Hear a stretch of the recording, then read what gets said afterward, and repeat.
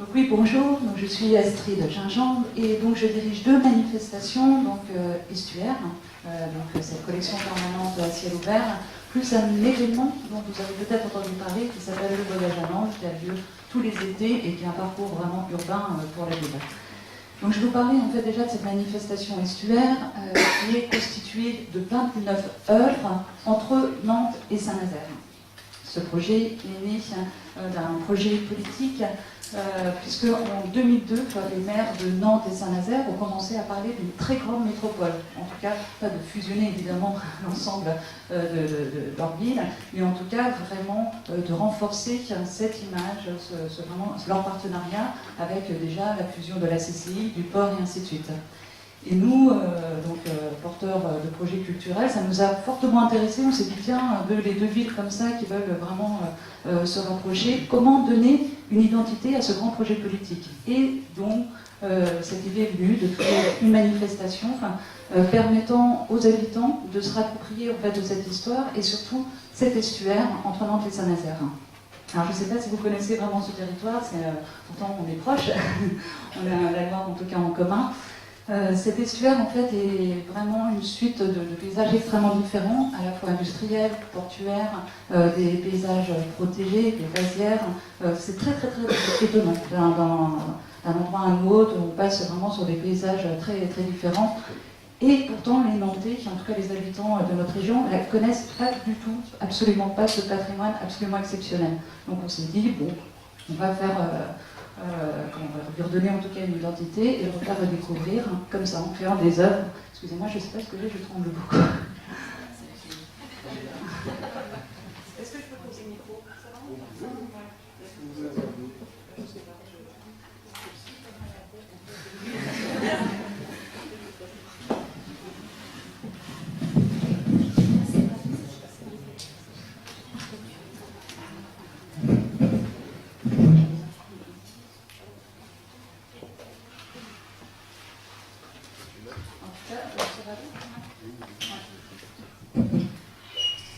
Donc, cette métropole est constituée, enfin en tout cas ce territoire complet est constitué d'un peu plus d'1 million d'habitants et on a 24 communes concernées vraiment par l'estuaire.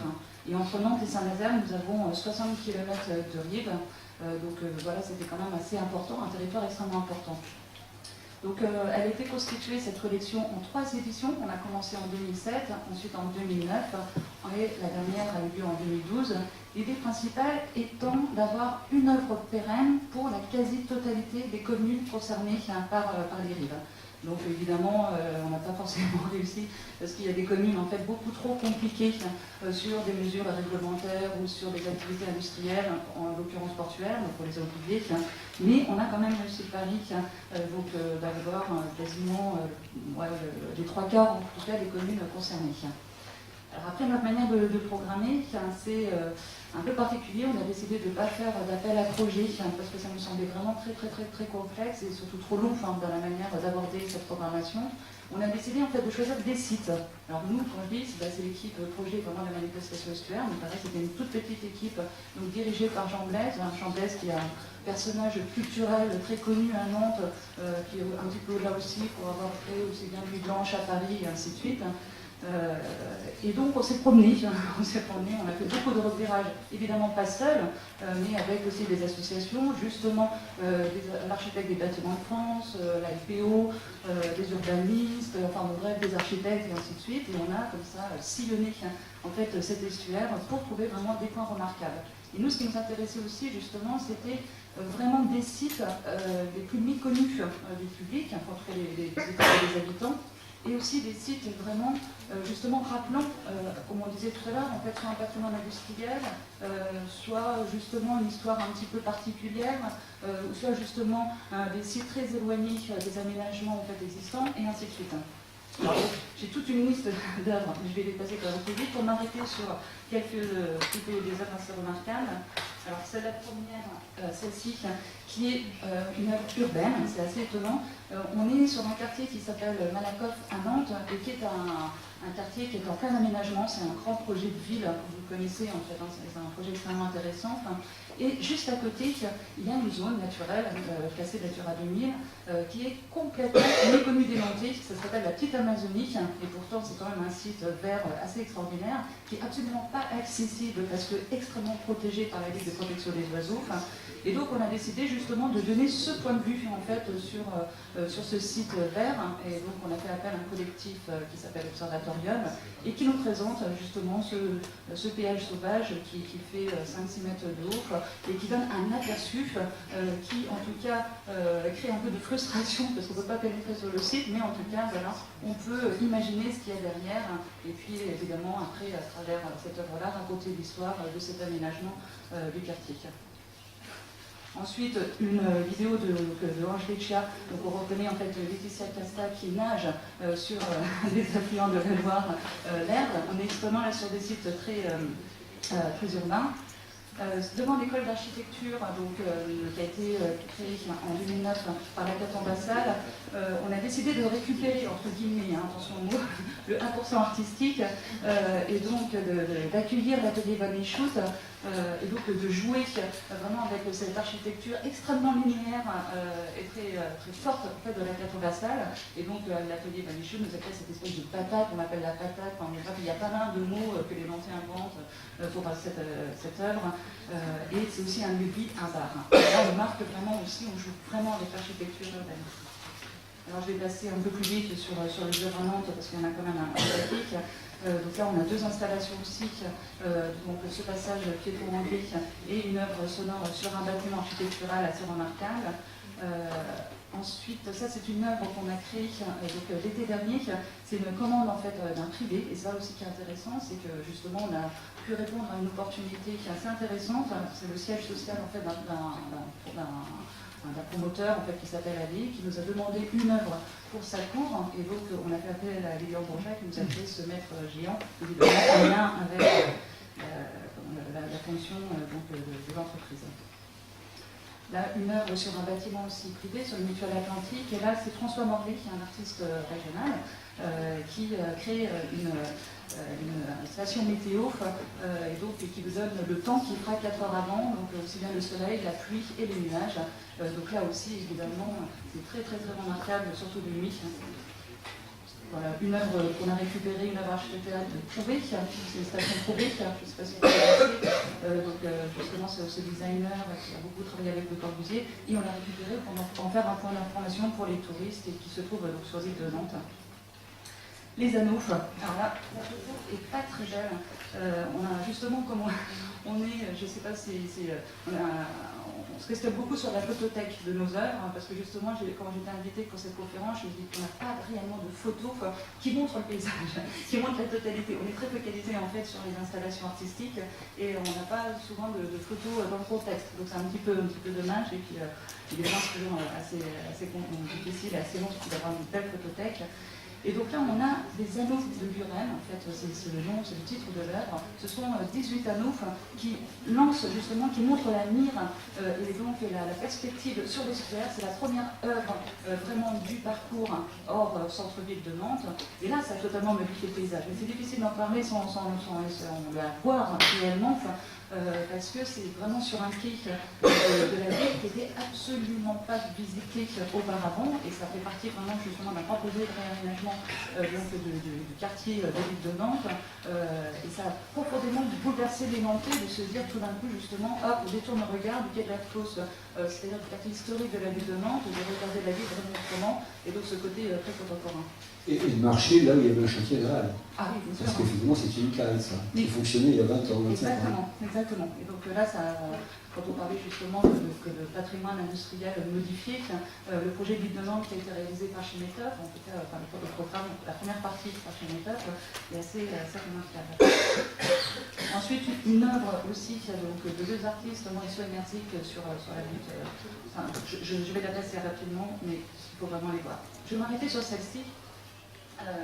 puisque là nous sommes sur une des premières communes hors Nantes, donc c'est une commune qui s'appelle Rezé, et à Rezé en fait il y a une petite partie en fait qui donne vraiment sur la Loire, et c'est un quartier qu'on appelle Trente-Mouffe, et c'est un ancien village de pêcheurs qui a une très belle histoire, et aujourd'hui qui est vraiment habité uniquement par ce qu'on appelle de manière assez simple des bobos, ce sont des jolies maisons très colorées, donc voilà, et qui a une valeur immobilière assez importante. Mais il reste encore de ce village quelques comme ça friches industrielles. À l'époque, c'était quand même, justement, c'était très très ouvrier, c'est vraiment un quartier ouvrier des pêcheurs. Et donc il restait justement cette centrale béton qui appartenait à Point P. Évidemment, on est sur un terrain du port autonome, toutes les rives évidemment de l'estuaire appartiennent au port autonome. Et les habitants de Rezé, de Trente-Mouffe en particulier, n'avaient qu'une seule envie, c'est que ça soit rasé. Pour eux, c'était une véritable verrue, c'était la dernière verrue de l'activité industrielle de leur commune. Et puis nous, justement, en visitant Rezé, pour nous, c'était une des communes prioritaires, parce que vraiment très très proche de la Loire, avec une liaison, la baie fluviale, pour nous, elle était vraiment intéressante. On voit cette centrale béton, et on se dit non, mais c'est pas possible, il ne faut surtout pas la détruire, mais au contraire, la garder et la valoriser. Alors on a fait appel à un artiste qui s'appelle Roman Segner, un artiste autrichien, et justement qui joue beaucoup avec ce patrimoine, avec le patrimoine industriel, mais il n'a jamais réalisé, c'est sa première œuvre pérenne en extérieur, donc pour lui c'est un véritable défi. Et il nous a dit carrément, ne touchez à rien, ne faites rien, consolidez juste la structure, et justement cette centrale à béton qui est éteinte depuis un certain temps et que tout le monde veut détruire, et je vais lui redonner une vie et je vais la transformer en pendule. Et donc vous avez un balancier qui fait ça, sans arrêt. Et ça marche en permanence, c'est 7 jours sur 7, toute la journée, 24 heures sur 24. Et donc voilà, donc en fait il a redonné à cette centrale à béton son cœur, un rythme, et c'est en permanence. Et en plus, il nous a demandé justement de clôturer avec une barrière ERAS la plus moche possible, en tout cas, et donc que ça soit vraiment conservé tel quel. Alors là, je ne peux pas vous imaginer le débat que ça a créé auprès des habitants. Pour représenter en fait l'esquisse, il a fallu vraiment justement beaucoup de temps et de rencontres avec l'artiste. Et aujourd'hui, cette œuvre elle est plébiscitée, elle est protégée par les habitants. Dès qu'il y a un souci, en fait, bon, ils nous appellent, et ainsi de suite. Mais aujourd'hui, quand on l'a proposé, c'était assez difficile. Voilà. Ensuite, on a des œuvres un peu plus, on va dire, un peu plus bibliques, comme l'œuvre de Sarrazy qui ramène de la nature à la nature. Et donc, c'est une série comme ça, en fait, d'animaux en résine. Donc, il y a la maman ours et son bébé, des singes et puis un jaguar qui se promène. Il faut les chercher.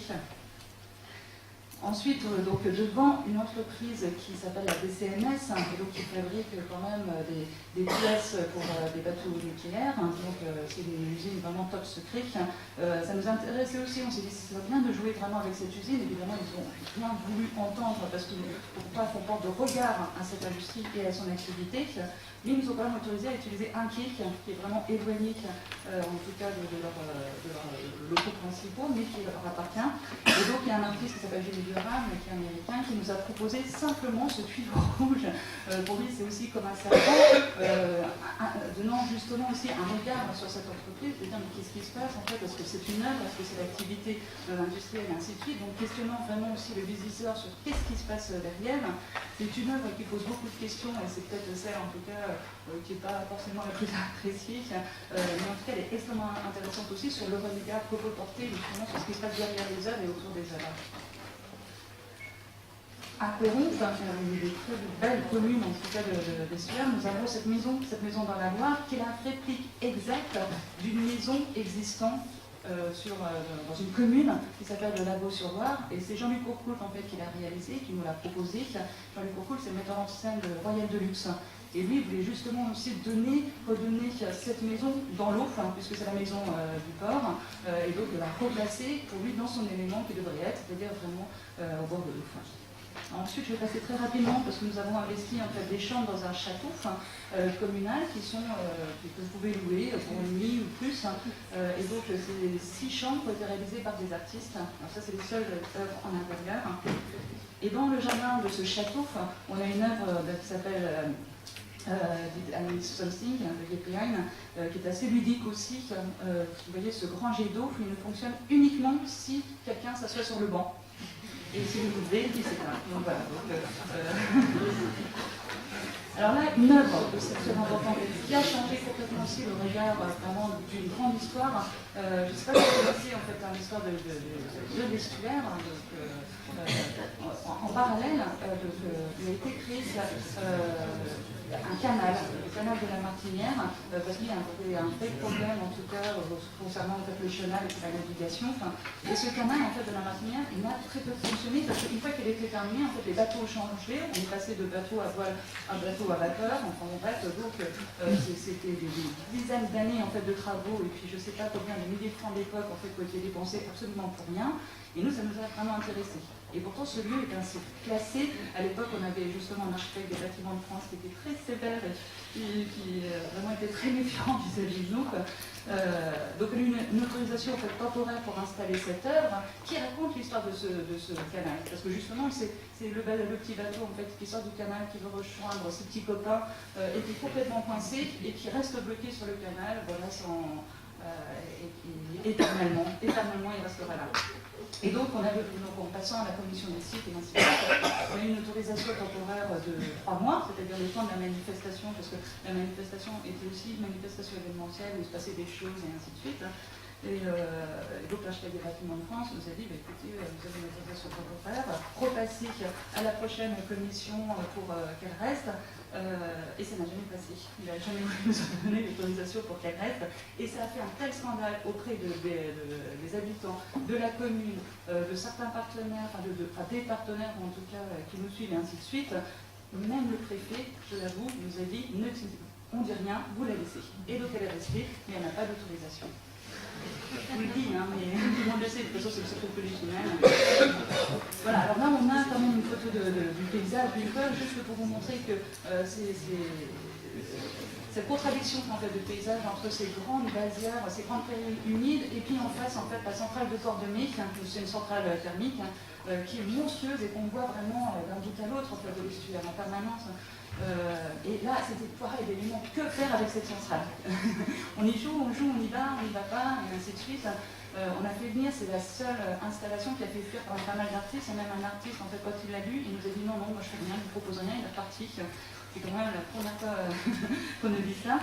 Et on a eu quand même une très belle proposition de Tadzunichi, qui est un jeune artiste japonais, qui nous a proposé la réplique en fait d'une cheminée, mais évidemment pas à la hauteur des grandes cheminées qui étaient quand même à peu près de 100 mètres de haut. Sa cheminée en fait à lui fait 12 mètres de haut, et il a installé une petite maisonnette très typique des petites maisons de lotissement qu'on voit un petit peu partout maintenant et qu'on aime ou qu'on n'aime pas, enfin que nous en tout cas on trouve pas forcément chouette. Et donc justement pour avoir un point de vue sur la Loire, et puis je sais qu'il y a pas proximité en fait, de cette centrale, et cette petite maison vous pouvez la voir pour la nuit.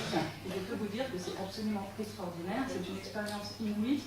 Mais il faut la réserver 6 mois à l'avance, là c'est archi complet, et ça c'est tout le temps. Elle est surtout louée pour des anniversaires, des cadeaux, des surprises, des demandes en mariage, enfin bref.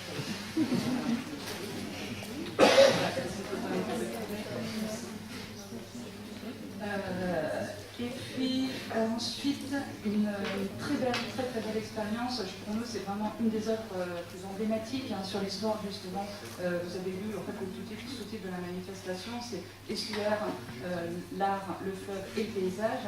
Et on a une très belle installation en fait, dans la toute petite commune de l'estuaire qui s'appelle Lagon-sur-Loire, là où se trouve la vraie maison du port qui est maintenant dans l'eau.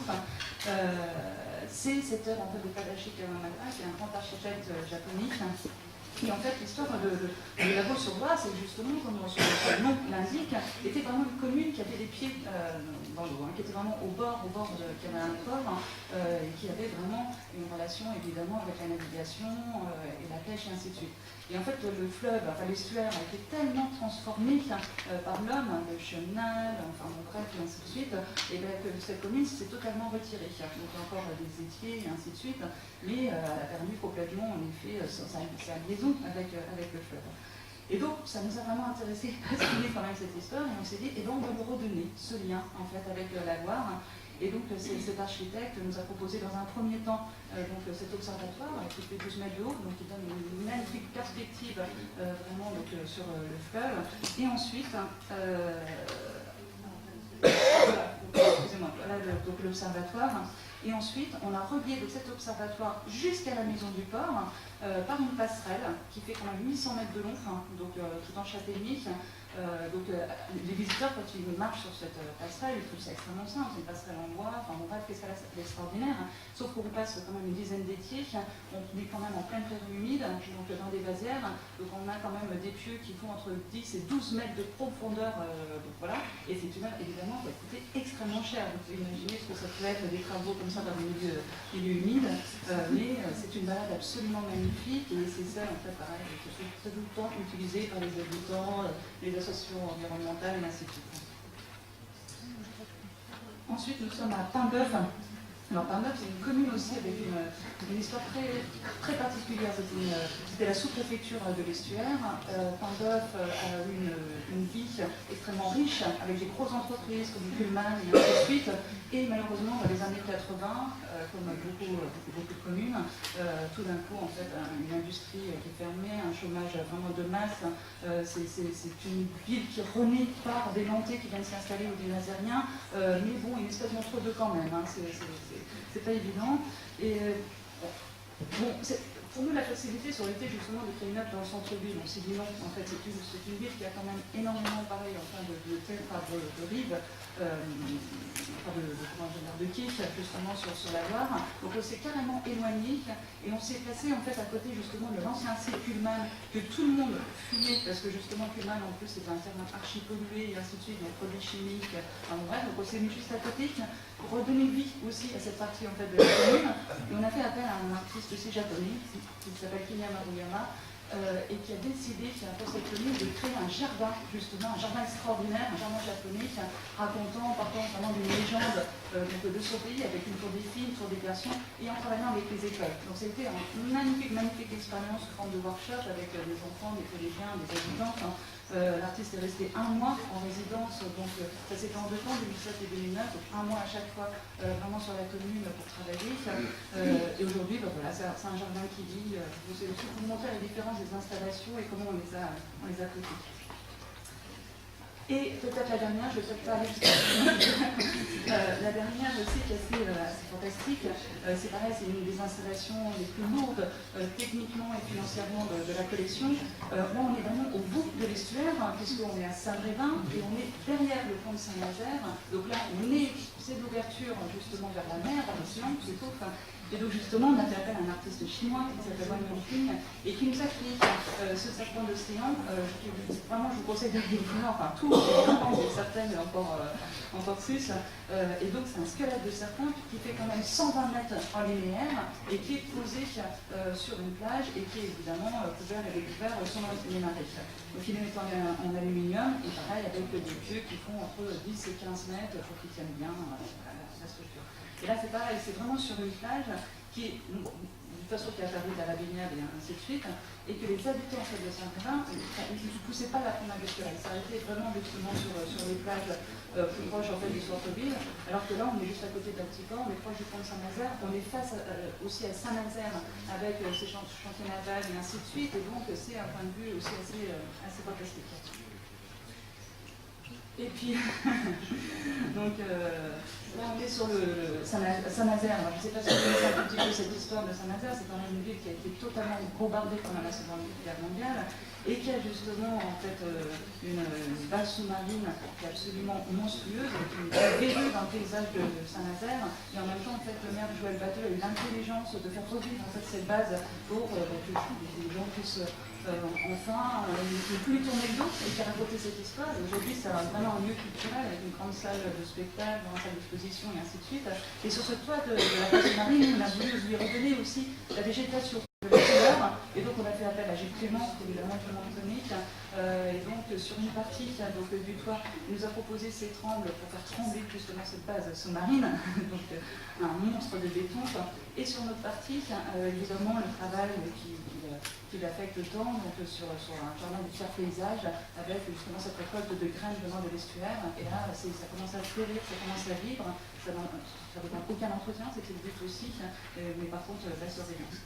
Et puis la dernière quand même installation, je ne peux pas la louper, celle-ci, c'est Felice Varini. C'est l'œuvre la plus importante, une des œuvres la plus importantes de la collection. Et là, c'est pareil, en fait. C'est un artiste qui travaille sur le principe des anamorphoses. Donc, justement, vous savez, ces formes en fait, qui sont éclatées et qui se rejoignent uniquement sur un point de vue. Et donc là, c'est une de ses œuvres les plus importantes qu'il a créées en fait, en extérieur et qui est pérenne. Donc c'est de la peinture que l'on voit en fait. Et c'est quand même sur un panoramique de plus d'1,5 km avec l'utilisation de différents bâtiments industriels et portuaires de Saint-Nazaire. Et sur un point de vue, justement, tous ces points rouges en fait, se rassemblent pour faire justement cette ligne donnant un point de vue absolument admirable sur la ville. Et on en a une à Francfort, ça c'est bien connu, ça c'était une commande vraiment du président, parce que c'est l'enregistrement. Comment? Bon, on voit bien. Bon, c'est bon. Merci.